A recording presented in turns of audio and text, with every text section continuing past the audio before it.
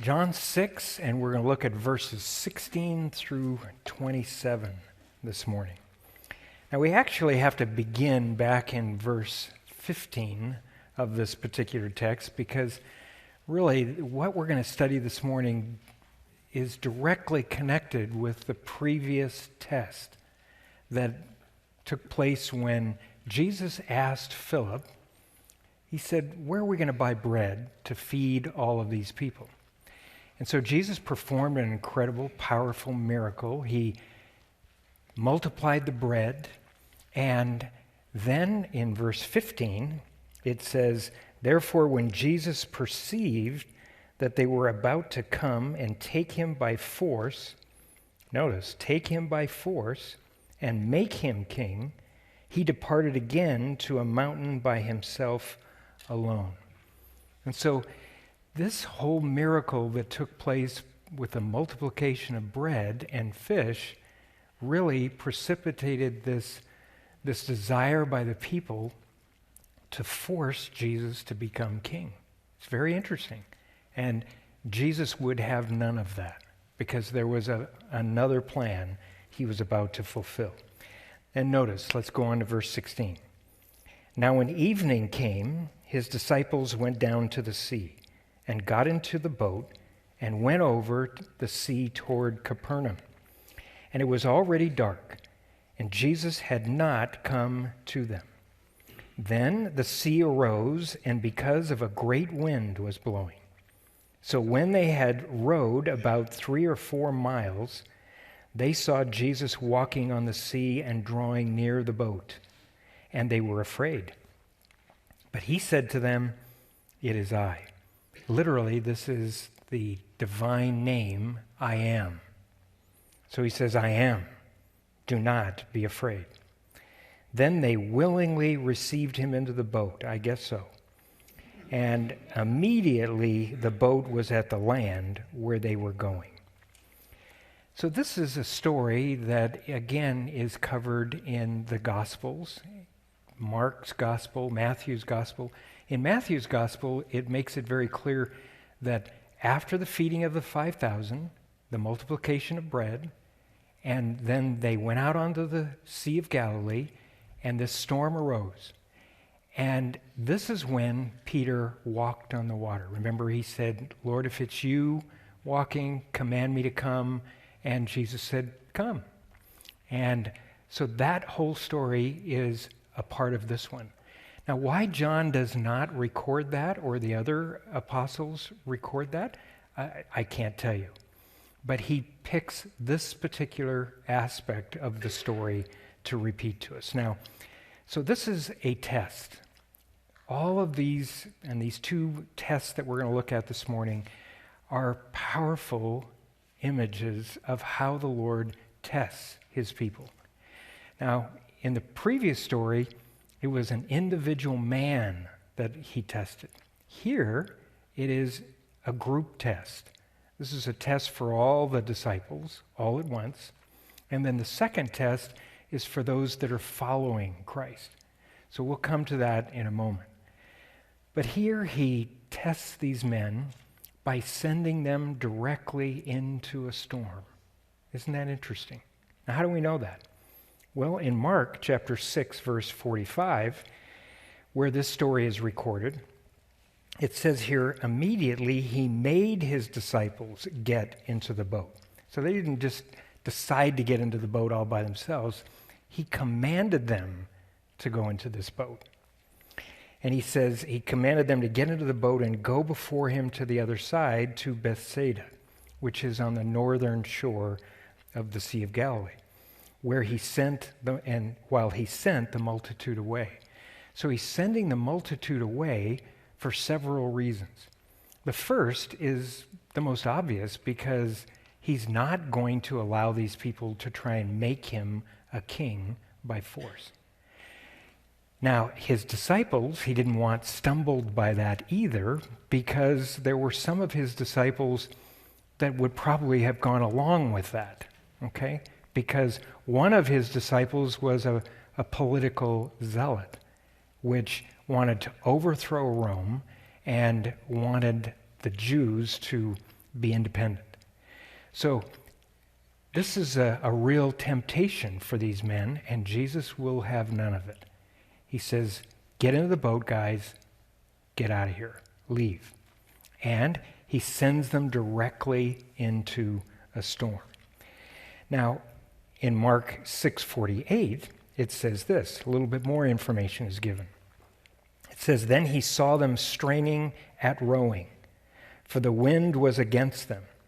Now, about the fourth watch of the night, he came to them, walking on the sea, and would have passed them by.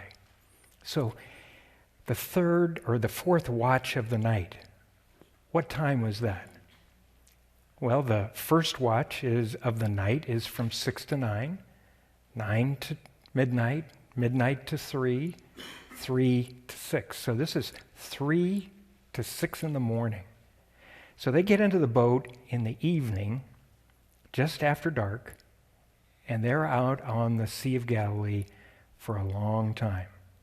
Now, they're in the middle of the lake. Let me show you a picture of the Sea of Galilee. We just took this picture when we went to Israel this last time. And we're standing in Capernaum, on the shore of Capernaum. And right up here is where Tiberias is. This is where they left. The boat comes across the sea, and they're about midway in the Sea of Galilee. Now, the Sea of Galilee actually is below sea level. And so there are these high mountains all around the Sea of Galilee. And so it becomes like a little wind tunnel in there. When we were there this past time, the day we went out on the Sea of Galilee, it was, probably a good 30, 40 mile an hour winds. And the following day, I'm glad we didn't have a boat ride that day because it was about 60 mile an hour. And it was blowing, let me tell you. So these guys are right out here in the middle of this lake, and they're out there all night long. Now, I don't know whether you've ever rowed or kayaked in a storm. It can be pretty harrowing, and it's very tiring. My wife and I were kayaking in the Sierras one time, and we were at a lake that was probably about 10,000 feet. And all of a sudden, we had gone all the way to the end of this lake. It was several miles.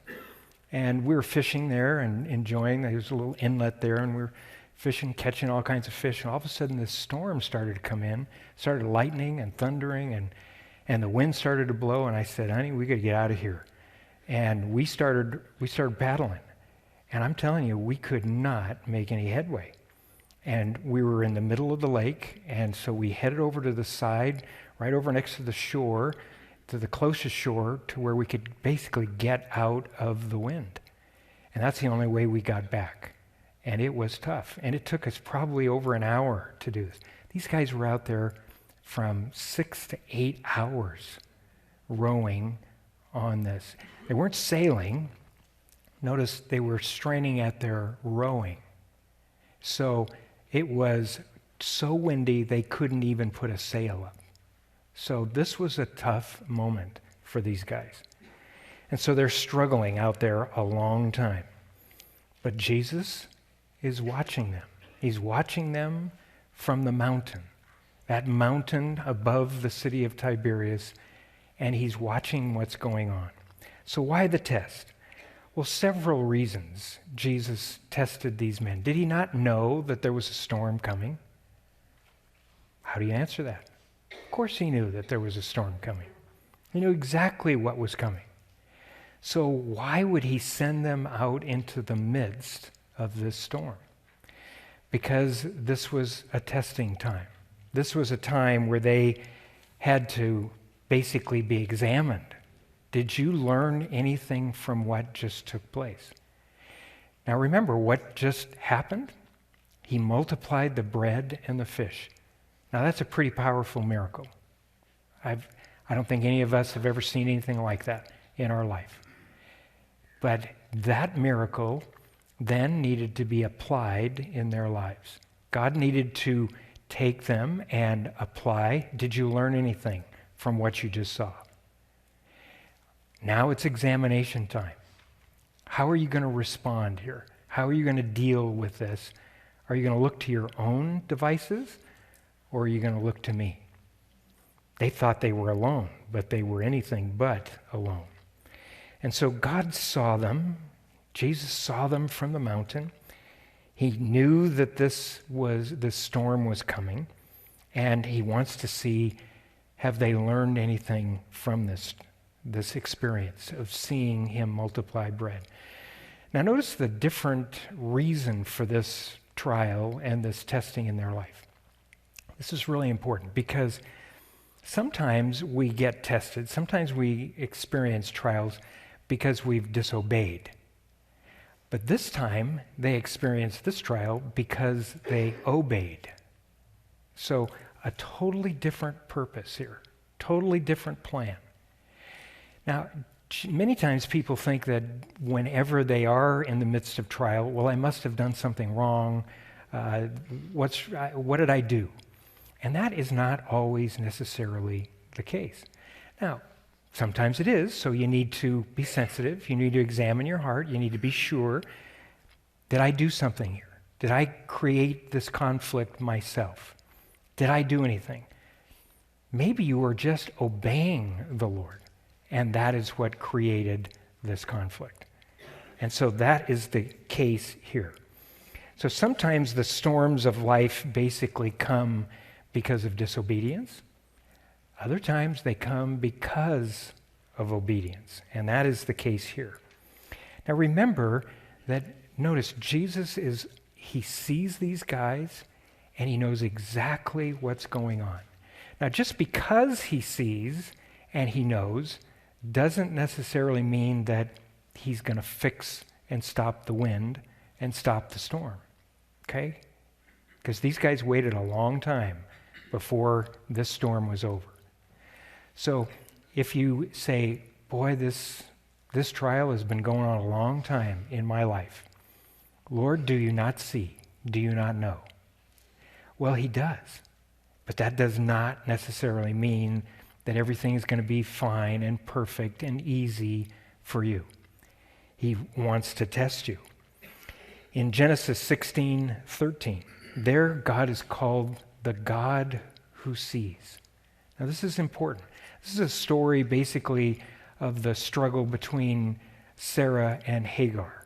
And Sarah treated Hagar very harshly, and Hagar runs from Sarah, and the Lord comes to her in the midst of the wilderness and speaks to her. And this is how she responds. Then it says, she called the name of the Lord who spoke to her. And she said, you are the God who sees. For she said, have I also here seen him who sees me? Now that's critical because the disciples didn't think Jesus saw them, but he knew everything. He knew everything that was going on. Hagar didn't think that God saw, but he came to her and revealed to her, yes, I do see. So when the scripture calls God the God who sees, that's a very important principle for every single one of us. Do you believe he sees and he knows what's going on right now in your life, in your family, at your job? Do you know that he knows, he sees? That's critical because when you believe that he sees, that he knows, at least you can rest in that fact. At least you can say, okay, Lord, you know what's going on here. But our problem is that we question that, don't we? You've questioned that. I've questioned that fact. I say, Lord, don't you see this? Don't you know what's going on here? I mean, this has been going on and on and on. How am I going to deal with this? And the Lord will respond, I see. I know. When Paul was struggling with the criticism of the Corinthian church, and they were charging him, saying he doesn't love them and he doesn't care about them and he's just an ogre. And how does Paul respond? Well, he defends himself. He responds to them. Now, have you ever been in that circumstance where somebody is critical of you or speaks behind your back or just says something mean about you and you find out about it? And you go to them and you try and resolve it and you defend yourself. Sometimes people don't believe the defense, right? They just blow you off. They just say, "Oh, I don't believe that. You're lying." How does that make you feel? I've had that happen many, many times to me. And it's very hurtful. It's a real struggle. And so when you deal with that, where do you rest? Are you going to just keep trying to defend yourself, or are you going to rest in the fact that God knows? You see, that's the bottom line. 2 Corinthians 11:11. Paul said this. He said, "Is it because I do not love you? God knows." You see, so often people think, "Oh, they don't like me. They don't love me. They don't care about me." And they do love you. And I've said this to people. I go, I care. And, "Oh, no, you don't. If you would have cared, you would have done this or you would have done that." And I go, "But I care. That's why I'm calling you now. That's why I'm talking to you right now." And it's like many times that isn't responded to. It isn't received. It isn't believed. So you have to rest in the fact that God knows your heart and he knows their heart. He knows all that's going on. He knows everything. That is an essential thing. So Jesus here comes to them. He comes walking on the water, an incredible miracle, again to demonstrate his deity, to demonstrate his ability to take care of whatever need they have. He just demonstrated that by multiplying bread. He now demonstrates it again by walking on the water. You say, "Come on, you really believe that? He walked on the water?" And again, I say to you, if you believe Genesis 1:1, in the beginning God created the heavens and the universe, then walking on water is no big deal. It's a very small thing for the creator of the universe. And so he comes here demonstrating his power. And then he walks up to them and he says, "It is I. Do not be afraid." Or literally, "I am. Do not be afraid." Now the statement here, God's divine name. Now remember when Moses met with God in the wilderness and he saw the burning bush, the bush that burned with fire and was not consumed. He said, "Who are you?" And God said, "I am that I am. This is my name throughout all generations. Not I was or I will be, I am." He's the eternally existent one. He is the God of heaven. He's the one who created all things. That's what Jesus is stating here to them. He's saying, "I am.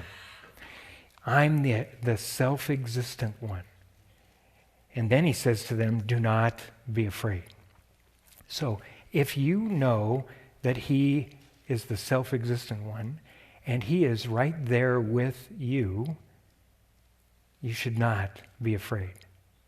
Now, have you ever sensed that? Have you ever had that experience where you're in a circumstance where there's a problem, there's a question, there's an issue, there's a conflict going on, or you're fearful of some circumstance that you're in the midst of, and the Holy Spirit just comes upon you, and your heart just rests? Has that ever taken place? I mean, sometimes, when you're getting ready to share the gospel with someone and your heart just begins to pound and you think, "Oh my goodness, how am I going to do this? I don't know what to say." And you just say, "Lord, fill me with your Spirit." The Holy Spirit comes upon you and you realize he's all sufficient. He can handle this. He's the self-existent one. He can do this. And your heart just rests. And that's basically what Jesus is declaring here. He's just saying, "I'm the guy. I'm the one who created all things. Just be still, be at rest." And that's what they do. They willingly receive him into the boat. And then another miracle takes place. They are immediately at the shore. Now, how do you get 3.5 more miles because it's about 7 miles from Tiberias to Capernaum. How do you get from the middle of the lake immediately at the shore? It's a miracle. It's a complete and total miracle. And this again was to just blow their minds and bring them to the place where they would say, you are the Messiah. You are God come in human flesh. And so, but they had to believe his word. Do not be afraid. Now, that's the case with every one of us. You have to either believe your fear or you believe his word that says, do not be afraid. If you believe his word, it's because you believe who he is. I am. And those two are directly, intricately connected together. Now, the second thing that, and reason why Jesus tested them in this boat, is so that they might always know that they are never alone, that he is with them, that he sees it all. See, to see all things means you know all things, which means he's with you. Now, Jesus stated this over and over again to his disciples. You find it in the New Testament, Paul declaring it, that when he stood before Caesar Nero, he said, I wasn't alone. The Lord stood with me. He sensed God's presence with him in that moment. And so, have you ever experienced that? You see, that is the real presence and power of God. To let you know, I am with you. In the Old Testament, one of the premier passages of encouragement and assurance, Isaiah 41:10. There it says, concerning the Lord speaking to his people, he says, fear not, for I am with you. Be not dismayed, for I am your God. I will strengthen, yes, I will help you. I will uphold you with my righteous right hand. Have you ever sensed the Lord just telling you that? I'm with you. I'm going to take care of you. Just trust me. Rest in me. Don't fear. That sense that he is with you is incredibly important. It causes you to just rest in him by faith. But it also is a real deterrent from doing anything you shouldn't be doing as well. Because he is with you. He does see. He does know. In John 20 is one of the most interesting stories of Thomas. You remember the disciples were meeting in a room. Jesus, after the resurrection, came to them, revealed himself to them, but Thomas was not with them. And it says in verse 24 of John 20, now Thomas, called the twin, one of the 12, was not with them when Jesus came. The other disciples therefore said to him, we have seen the Lord. So he said to them, unless I see his hands, the print of the nails, and put my finger into the print of the nails, and put my hand into his side, I will not believe. So what happened when Jesus revealed himself to all of the disciples, with Thomas now with them? He repeats these very words to Thomas. He's saying, here, Thomas, check out the holes.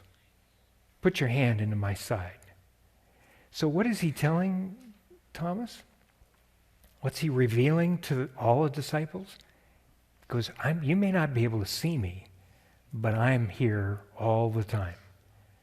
And he reveals to them, you're not alone. So that would help me. If I really truly believe that, it would help me control my tongue. It would help me in how I respond to other people. Just because I'm behind closed doors when nobody else sees, how am I responding?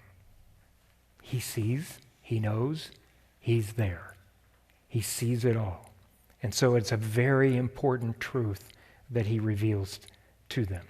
This is why Jesus came walking to them on the water, so that they would know he saw where they were, he knew what was going on, and he came to say, I'm here.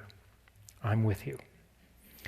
Now the second test was a general test for the disciples that were following Jesus. Verse 22. On the following day, when the people who were standing on the other side of the sea saw that there was no other boat there, except that one which the disciples had entered, and that Jesus had not entered the boat with his disciples, but his disciples had gone away alone. However, other boats came from Tiberias, so this reveals where they're coming from, where this took place, near the place where they ate bread after the Lord had given thanks. So this is where the miracle of the multiplication of bread took place, right there next to Tiberias. Verse 24, when the people therefore saw that Jesus was not there, nor his disciples, they also got into boats and came to Capernaum, seeking Jesus. Interesting, seeking Jesus. And when they had found him on the other side of the sea, they said to him, Rabbi, when did you come here? Now notice in verse 26 and 27, Jesus doesn't even respond to their question of how he got there. He's more interested in really testing the motives of why they're seeking him. He said, Jesus answered and said, most assuredly I say to you, you seek me, not because you saw the signs or the miracles, but because you ate of the loaves and were filled. Do not labor, which is in the present tense. He's saying basically don't continually labor for food alone. He says, but for the food which endures to everlasting life, which the Son of Man will give you, because God the Father has set his seal, or his seal of approval, on him. So here is a test to the disciples that are following Jesus in general. Now from this point, all the way to the end of John 6, there are exchanges that they go back and forth over why they are seeking him. And Jesus is trying to give them understanding as to what is the correct motive for seeking him, because he knows their motive is wrong. At the end of John 6, it says, many of these disciples walked no more with Jesus. In other words, after this exchange with him, after having him examine their motives and them seeing what it really means to follow him, they said, we don't want to, we're done. We're out of here. We're leaving. We don't want to have anything to do with this Jesus guy. So what is said in this chapter is very important. So he first tests their motives. Their motives were what? He tells us here. He said, verse 26, you seek me not because you saw the signs, but because you ate the loaves and were filled. You had a good meal. So their motives were very worldly, very materialistic. They just wanted another meal. They thought, hey, this is a pretty good deal. Jesus multiplies bread. Hey, why do we have to go work anymore? Let's just, do that trick again. And that was their motivation. So he examines their motive. So have you ever had the Lord test your motive?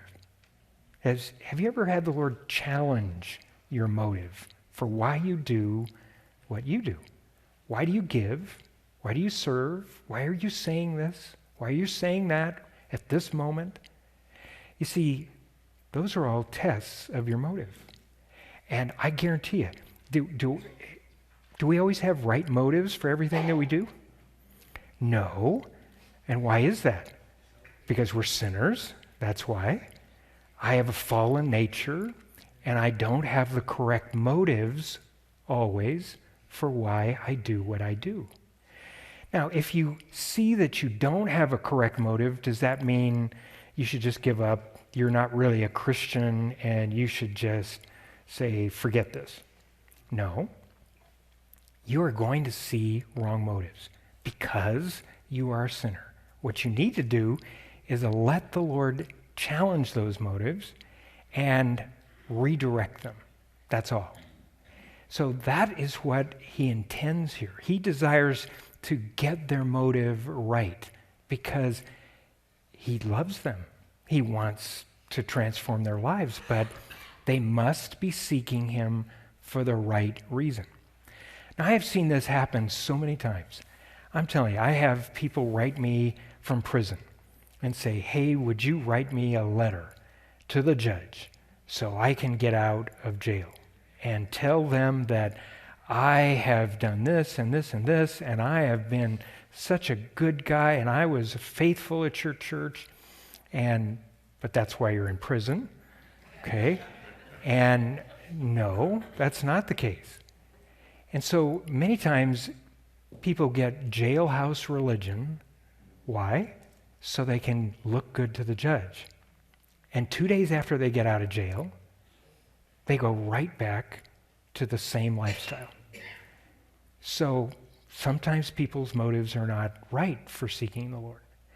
Now, I've counseled many a couple, and people try and seek the Lord because they want to impress their mate and make their mate think that they are really serious about fixing the problems in their marriage.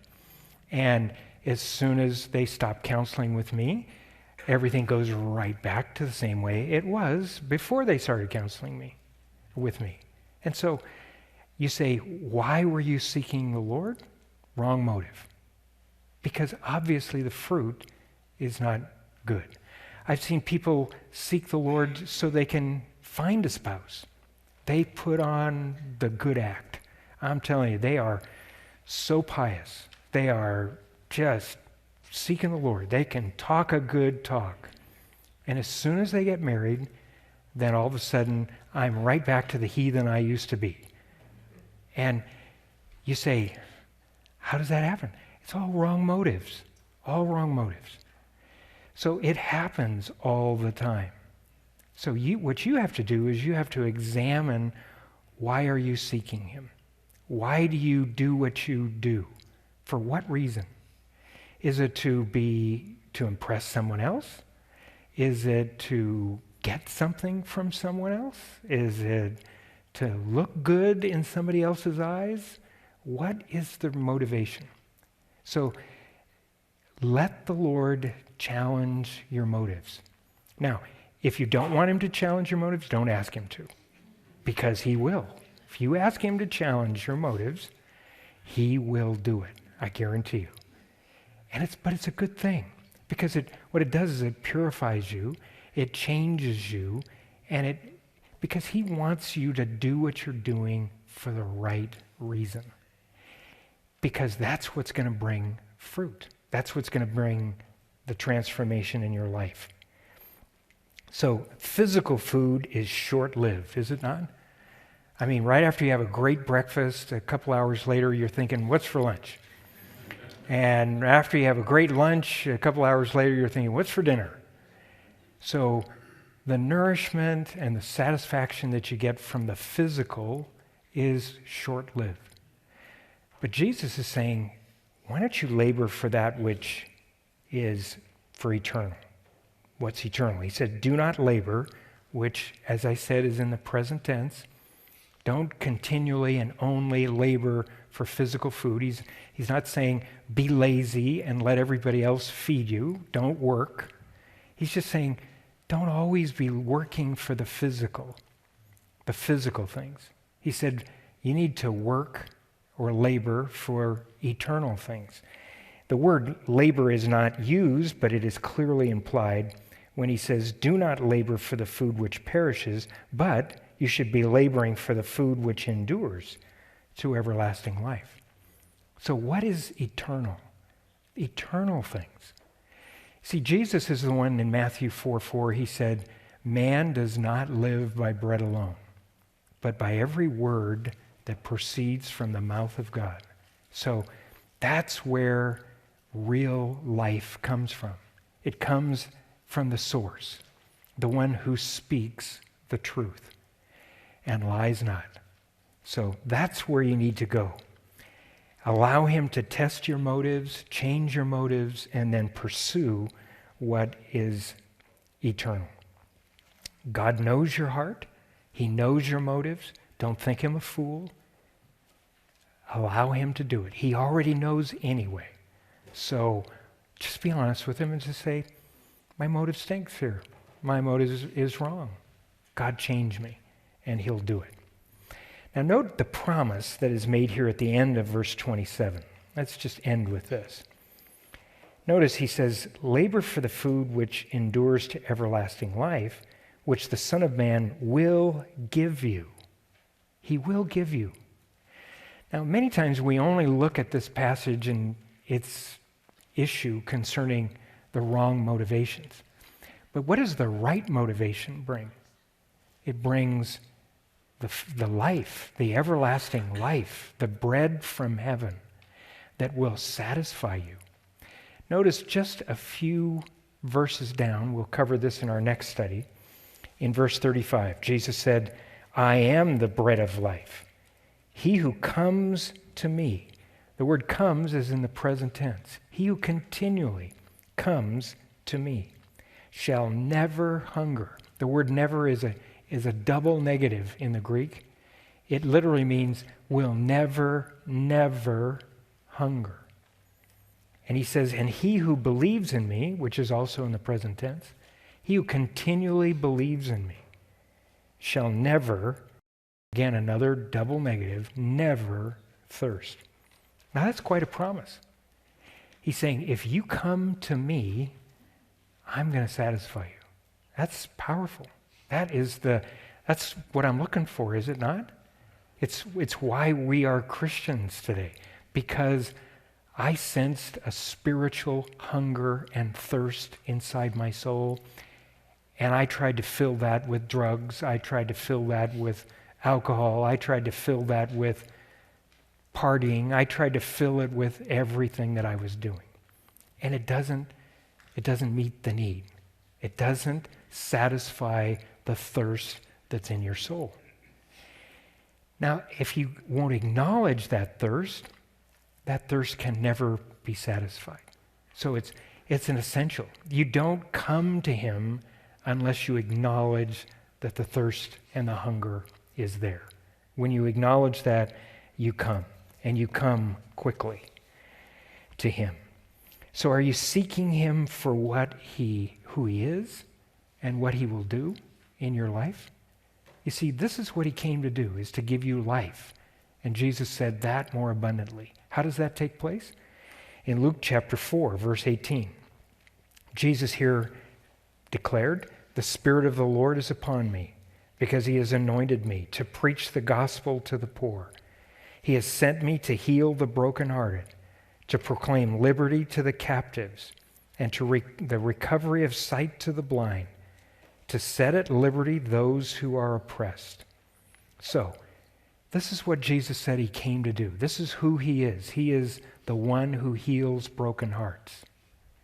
So is that what you're after? Are you looking for him to satisfy your soul and heal your broken heart? Yes, he'll do that. You're seeking him for the right reason. Are you seeking him to give you liberty from whatever captivates you? Then you're seeking him for the right thing. Are you seeking him to recover your sight so that you can see the truth? You're seeking him for the right thing. To set at liberty those who are oppressed. Whatever oppresses you, if you want freedom from that, that's what Jesus came to do. And that all results from life. The bread of life coming inside of you. And so do you come to him? Do you come to him on a regular basis? That's what is implied clearly here in this text by the present tense. Whoever comes, if you come to me and keep on coming, you're going to be satisfied. If you believe in me and keep on believing me, then you will come to me and you will have that thirst satisfied. Just come with a humble heart. Come with the right motive to pursue him and pursue him quickly. Now, the reason why I bring up the issue of speed here is because it's labor. It doesn't just happen by osmosis, okay? It doesn't just happen because I just come to church and I sit in church and all of the good vibes just fill me and take over my life. And now I'm a really good Christian. No, that's not how it happens. A person can come to church all their life and go out the same way they came in, every single day, every single Sunday. Just coming to church, that doesn't do it. You got to have a personal relationship with him. It doesn't happen spontaneously or by osmosis. It comes by labor. That's why the word labor is used here. Jesus said, don't labor for this, labor for that. Now, it is labor to come because everything in my sinful nature is lazy. I don't want to come. I don't want to pursue him. And yet, that's what is required. Paul said in Philippians chapter 3, he said, this one thing I do. He said, forgetting what's behind, and he said, I press toward the mark of the prize of the high calling of God in Christ Jesus. That sounds like labor to me. That's work. It's effort. If you want that life, you have to pursue it. You have to pursue him. In Hebrews chapter 4, verse 11, it says, let us therefore be diligent to enter that rest, lest anyone fall according to the same example of disobedience. Now, the word diligent there literally means to make haste or to do something quickly. He says, pursue the rest of God, the peace of God, that life of God. Pursue that and pursue it quickly. Why? He said, lest anyone fall according to the same example of disobedience. You see, the lazier you are in pursuing him, the greater propensity you have to disobedience. It's that simple. So the apostle puts these two things together. Pursue him and pursue him quickly. In Colossians chapter 4, verse 12, there Paul said that prayer, he also connected with labor. Notice, he said, Epaphras, who is one of you, a bondservant of Christ, greets you, always laboring fervently for you in prayers, that you may stand perfect and complete in all the will of God. So prayer is labor as well. It takes effort to seek him and to pursue him. And if you do, you will find him. So, are you lazy? Are you lazy in your pursuit of him? If you are, you need to address that issue in your personal life. You need to pursue him. You need to labor to know him and to seek him. Jesus said, strive to enter in at the strait gate. He said, many will seek to enter in and will not be able. So he said, labor, strive, seek with all your heart. That is his request. That's his command. So if you don't have that life this morning inside, all you got to do is ask for it. That's it. Jesus said, you must ask and keep on asking. James said, you have not because you ask not. So you need to just simply ask. Don't give him many excuses. Just say, Lord, I'm coming. I need your help. I need your strength. I need your life inside me. Let's go to him in prayer right now. Father, we thank you so much that you are so ready, so willing to give life. Lord, you said if we come, you'd give. And so, Lord, we come right now. We come in faith, believing, Lord, that you want to, Lord, just awaken our hearts. Lord, I pray for any Christian here this morning that just senses they're in those spiritual doldrums, that place of where there just doesn't seem like anything's really happening. Lord, I pray you would awaken that soul, awaken that heart this morning. Lord, I pray that your Spirit would just come and move in a special way at this very moment. Just cry out to him and just say, Lord, I need your awakening in my life. I need your life. I need your peace. I need your rest in my soul. Ask him to do it right now. And if you're here this morning and you don't know Christ, you're not a Christian, or you're not walking with him or following him, I want to encourage you right where you sit this morning, you can make that decision. I don't want you to leave here without that opportunity. He loves you. He stretches out his hand to you, but you got to take it. You got to take it. You got to receive.